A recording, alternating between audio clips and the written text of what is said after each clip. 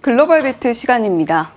간밤 뉴욕 증시 월요일장을 시작을 하면서는 그래도 좀 진정되는 모습을 보여줬습니다. 케빈 워시가 과연 어떤 인물이 될 것이냐에 대해서 조금 더 무게감을 두면서 시장이 그 충격을 조금은 완화시키는 모습이었는데요. 사실 미국이 금요일에 먼저 충격을 받고 어제 먼저 개장을 했던 아시아 증시는 전반적으로 충격을 더 크게 소화하는 모습이었습니다. 간밤 뉴욕 증시를 확인한 아시아 증시까지 좀 동반으로 다시금 좀 힘을 내줄 수 있을 것인가, 글로벌 증시에 영향을 주고 있는 뉴스들, 뉴욕 증시의 주요 이슈들 체크해 보시죠. 네, 2월의 첫 거래일이었습니다. 금은 비트코인 가격의 하락을 딛고 주식시장이 반등 시도를 했다라는 점이 반갑게 느껴집니다. 자세한 시장 상황 들어가 보도록 하시죠. 3대 지수 일제히 반등을 했습니다. 특히나 오늘 항공, 트랜스포테이션 관련주들이 급등을 하면서 다우지수의 1% 반등을 견인했습니다. S&P 500과 나스닥 지수 모두 0.5%대 플러스로 거래를 마치고 있습니다. 케빈 워시 지명 소식 이후에 지난 주말 급락했었던 이 뉴욕 증시, 특히나 원자재 가격의 매도세가 어느 정도 진정되고 있다는 것이 오늘의 특징입니다. 다만 유가를 보면은 5% 가까이 급락을 하고 있고요. 천연가스는 25%의 급락입니다. 이렇게 원자재 시장에서의 변동성이 여전히 이어지고 있는 국면 가운데에서 그나마 금과 은값은 진정세를 띠고 있죠. 금은 약간 하락세를 이어가고 있습니다만 은값이 한 3% 가까운 반등 시도를 하고 있습니다. JP모건과 도이체방크 등의 주요 월가 IB들이 여전히 인플레이션 그리고 지정학적 리스크가 있다 보니까 저가 매수의 기회로 삼아야 된다라는 코멘트들을 내주고 있다라는 점에서 가격의 하락이 제한되고 있다라고 분석을 하고 있습니다. 어찌됐든 중요한 것은 지난 주말 사이에 나왔던 급락으로 인해서 원자재 가격의 급등으로 인한 인플레이션 재가열에 대한 우려가 조금 진정이 되고 있다라는 겁니다. 가격이 안정을 찾은 점 주식시장에 오히려 우호적으로 작용하고 있다라고 오늘은 풀이를 하고 있습니다. 더불어서 오늘 제조업 경기 PMI가 발표가 됐는데요. 둘 다 견조하게 나오면서 투심을 지탱했습니다. S&P 글로벌에서 발표한 수치는 52.5, 그리고 ISM에서 발표한 수치가 52.6, 특히나 11개월 연속의 확장세라는 점이 눈에 띄고 있고요. 예상치도 대폭 웃도는 수준으로 발표가 됐습니다. 이제 이번 주에 가장 주목하고 있었던 경제 지표는 원래 금요일로 예정이 되어 있던 고용보고서가 되겠죠. 그런데 오늘 노동통계국 BLS의 발표에 따르면 정부의 부분 셧다운으로 인해서 발표를 연기한다라고 밝혔습니다. BLS는 미국 노동부 산하 기관에 해당하는데 노동부도 1월 30일을 끝으로 예산이 연장되지 못한 상황이라고 합니다. 안 그래도 지금 고용에 상당한 둔화가 예상되고 있는 상황이잖아요. 그러니까 100% 클리어한 데이터를 확보하는 게 중요한데 만약에 셧다운이 수요일쯤 조기에 종료가 된다면 그나마 괜찮겠지만 혹시라도 셧다운이 장기화된다면 3월 FOMC에서 연준이 통화 정책을 결정하는데 상당히 난감한 상황이 또 초래될 수가 있겠습니다. 오늘 국채금리는 장 단기물 전반에 걸쳐서 상승세를 나타내고 있습니다. 경제지표가 강하게 나온 데다가 케빈 워시 지명의 영향에 따른 여파를 받아가고 있고요. 10년물 금리를 기준으로 3bp 이상 급등세를 보여주고 있습니다.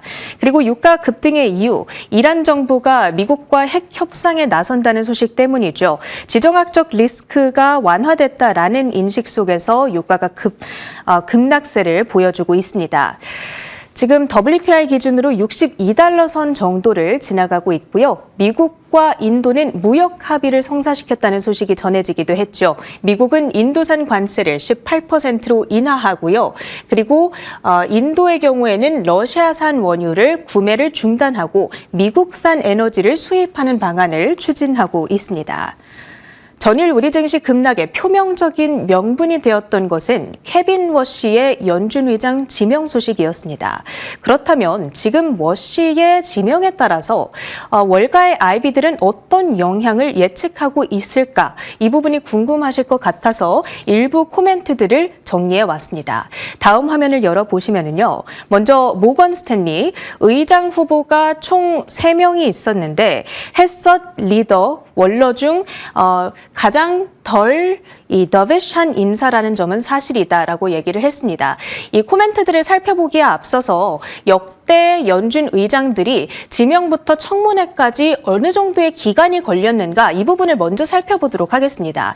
사실 대통령이 지명이 됐다라고 해서 끝난 게 아니죠. 청문회를 거치고 나서 이후에 이 상원에서의 인준 표결까지도 확정이 되고 그리고 나서 대통령의 서명 이런 여러 가지 남은 절차들이 있단 말이죠. 그러면 가장 중요한 것은 이제 청문회 예상 일자가 되겠습니다.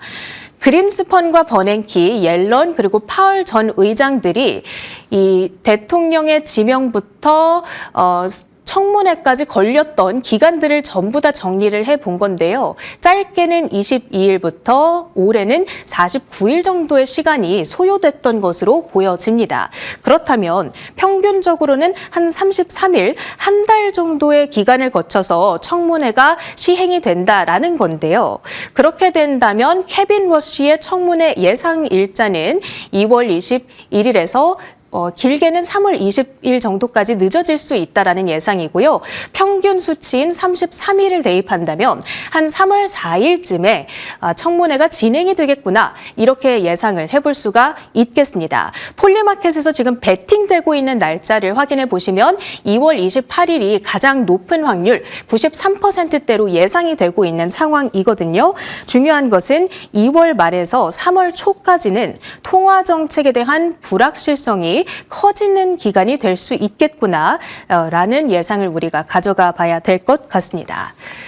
자, 그렇다면 케빈 워시 지명과 관련해서 IB들의 평가 준비가 됐을까요?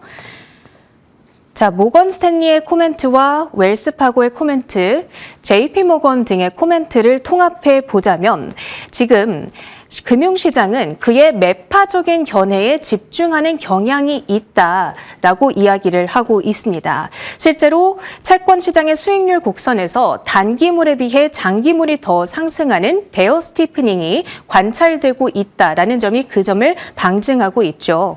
결국에는 사실 지금 워시는 금리 인하와 대차대조표 축소, 매와 비둘기가 공존하면서도 서로 크게 상치되는 어떤 정책적인 스탠스를 가져가고 있습니다.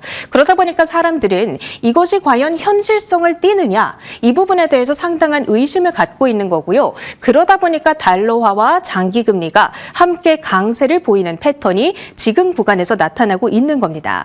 당장은 금리 인하를 주장하지만 만약에 트럼프 대통령이 중간선거에서 패배하고 입지가 약화된다면 언제든지 매파로 회귀할 수 있는 인물이지 않겠냐.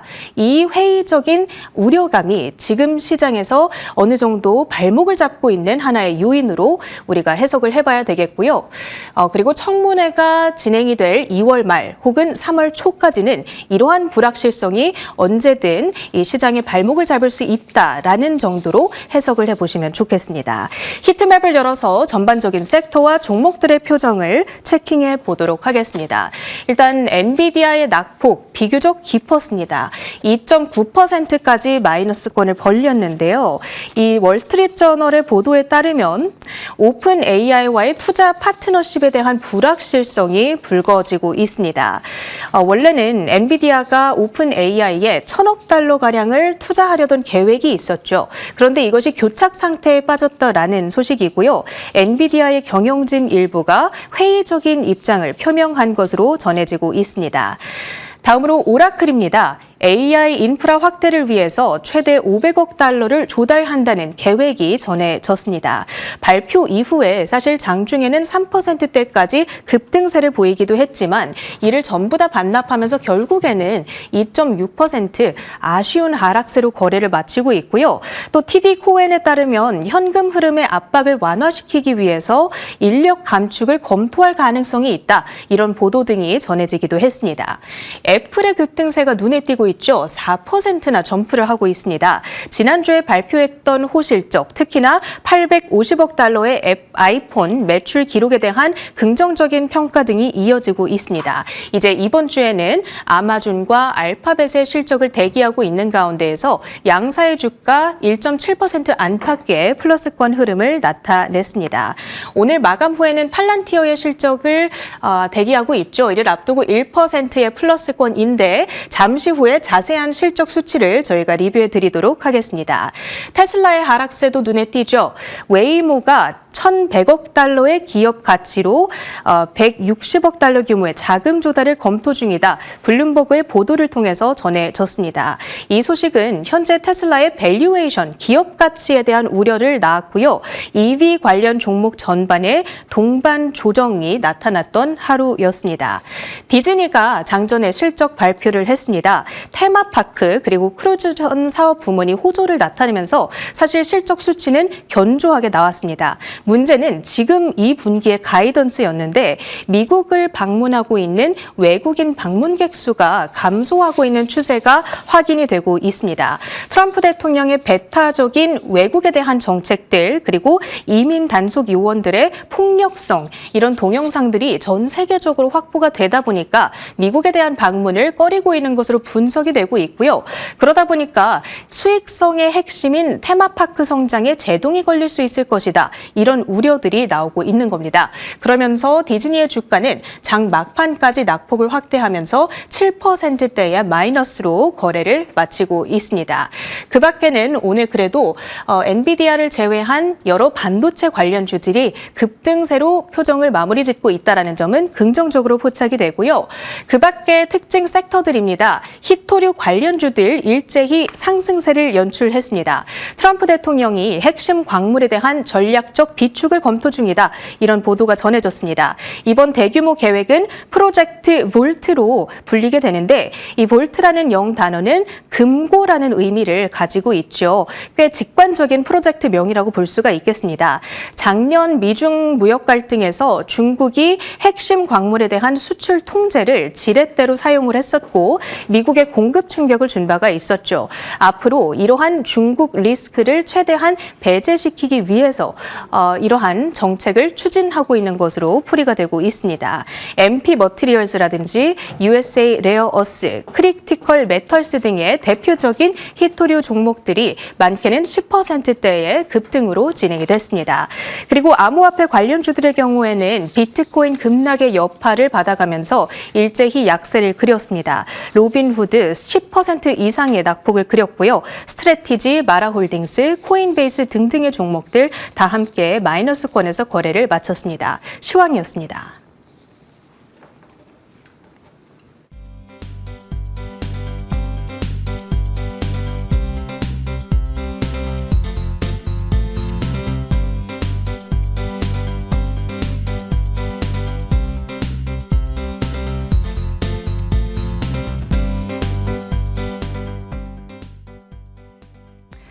네, 오늘은 속보 먼저 전해드리겠습니다. 블룸버그 통신에서 속보가 전해졌는데요. 최근에 스페이스X와 xAI가 합병을 준비하고 있다라는 이야기가 계속해서 타진이 된 바가 있습니다.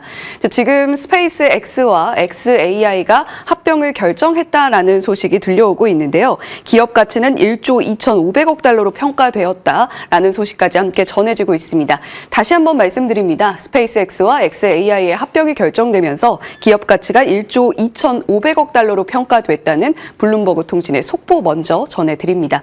자, 그러면 본격적으로 오늘 글로벌 비트 헤드라인 시작해 보겠습니다. 지난달 31일부터 시작된 미국 연방정부의 부분 셧다운이 사흘째로 접어들면서 우려했던 통계 마비 사태가 현실화됐습니다. 노동부가 이번 주로 예정됐던 1월 고용보고서 발표를 무기한 연기한다고 밝혔습니다.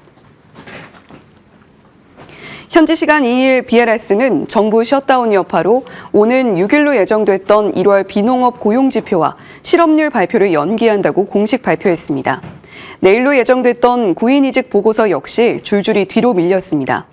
이는 지난해 10월부터 11월까지 43일간 이어졌던 역대 최장기 셧다운의 기억을 소환하고 있는데요.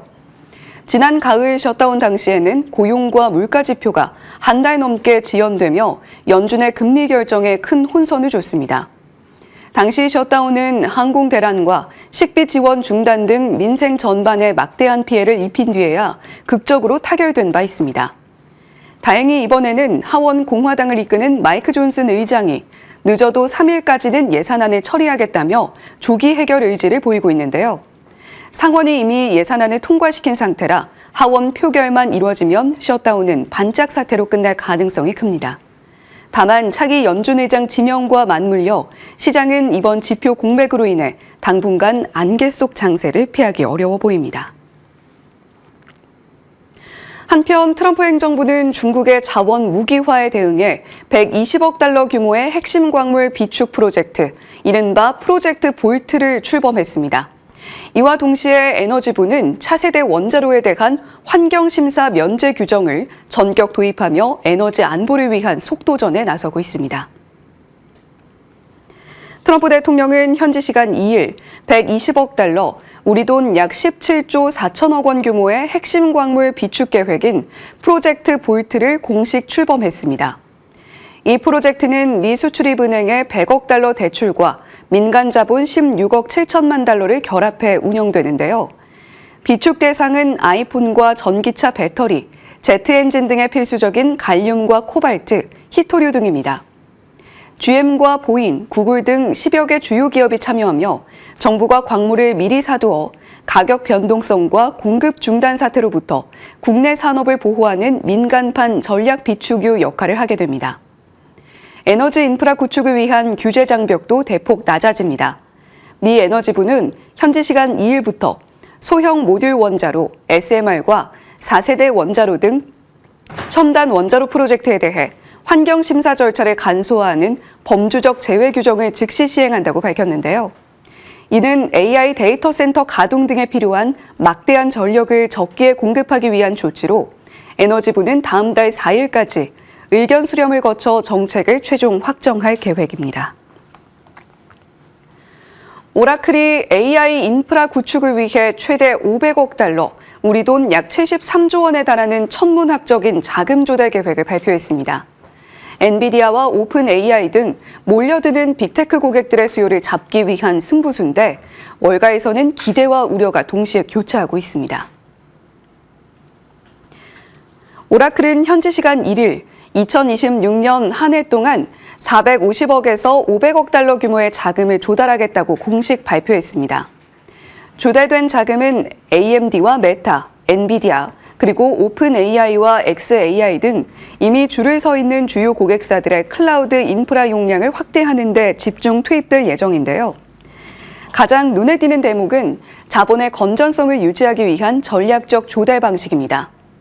오라클은 투자 적격 등급 유지를 위해 주식과 채권을 절반씩 나눠 조달할 계획인데요.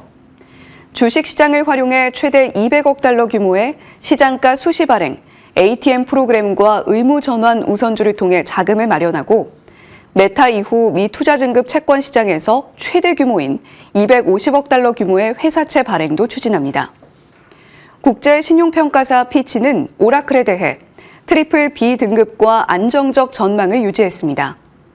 대규모 투자로 단기 부채는 늘겠지만 2027년 이후 AI 매출이 본격화되면 재무 구조가 개선될 것이라는 판단입니다.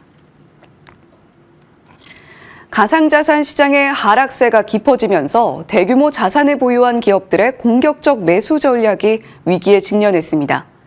이더리움 424만 개를 보유한 비트마인이 60억 달러가 넘는 손실을 떠안은 데 이어 비트코인 맹신론자 마이클 세일러의 스트래티지마저 매입 평단가가 무너지는 초유의 사태가 발생했습니다. 최근 이더리움 가격이 2,300달러 선까지 밀려나며 비트마인의 보유 가치는 96억 달러로 쪼그라들었습니다. 불과 석 달 전 140억 달러에 달했던 가치와 비교하면 44억 달러가 증발한 셈인데요. 누적 평가 손실은 60억 달러, 우리 돈 약 8조 6천억 원을 넘어섰습니다. 비트마인은 지난주에도 4만 개의 이더리움을 추가 매수하며 물타기에 나섰지만 평단가를 낮추기엔 역부족이었습니다. 평소 낙관론을 펼치던 톰리 회장조차 상황이 안정되기 전인 2026년 초반까지 거친 장세가 이어질 수 있다며 신중론으로 돌아섰습니다. 마이클 세일러가 이끄는 스트래티지도 최대 고비를 맞고 있는데요. 현지 시간 2일 비트코인 가격이 한때 7만 4천 달러대까지 추락하며 스트래티지의 평균 매입 단가인 7만 6,037달러를 하회했습니다. 비트코인 가격이 회사의 평단가 아래로 떨어진 건 2023년 이후 처음입니다. 그동안 주식을 발행해 비트코인을 사들이던 이른바 무한 축적 모델이 한계에 부딪혔다는 분석 속 전문가들은 두 기업의 사례가 기업의 과도한 암호화폐 보유가 하락장에서 어떻게 손실을 증폭시키는 레버리지가 되는지 보여주는 단면이라고 지적합니다. 글로벌 비트 헤드라인 전해드렸습니다.